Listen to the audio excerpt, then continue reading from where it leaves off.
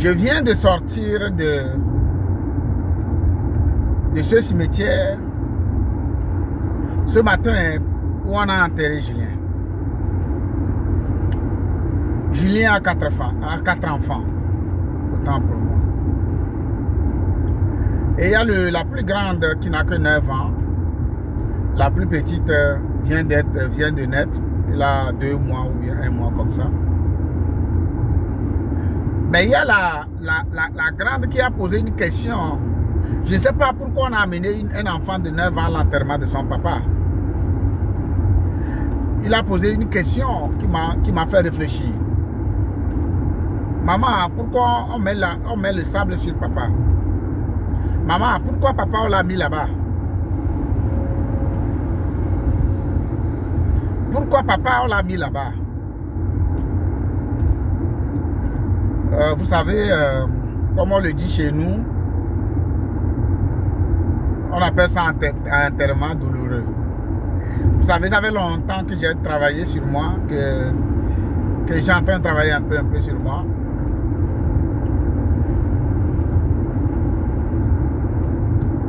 Mais c'est un peu difficile, parce que quand j'ai accompagné la famille, arrivé à la maison, on m'a fait savoir que Julien avait dit à sa femme qu'il avait de l'assurance, parce que ça fait 5 ans, 10 ans que Julien est au Canada.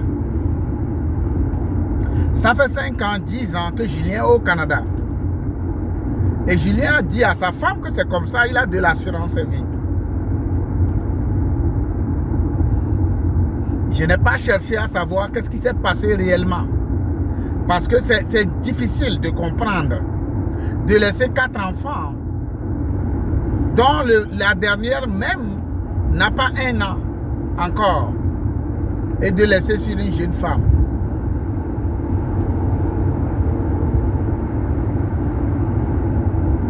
Qu'est-ce qui est arrivé réellement? Et que la compagnie va... Il n'a pas d'assurance. Pendant 10 ans, on lui disait à sa femme que c'est comme ça.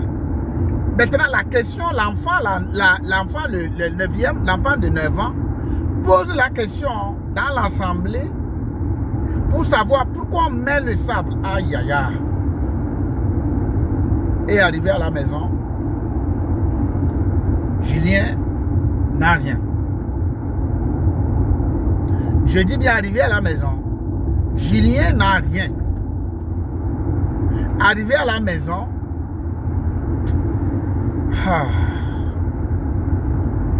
c'est très compliqué. Et ça, c'est dans nos communautés que ça se passe.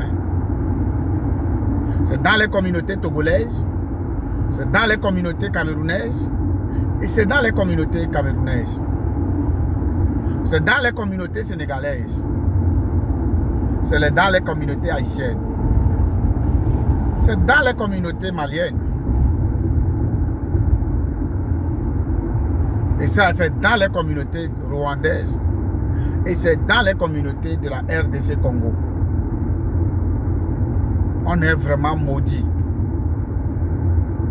Ça dit que... Alors Abraham, est-ce que tu as une solution? Oui, si. Restons dans l'anticipation. Restons beaucoup plus dans la prévention.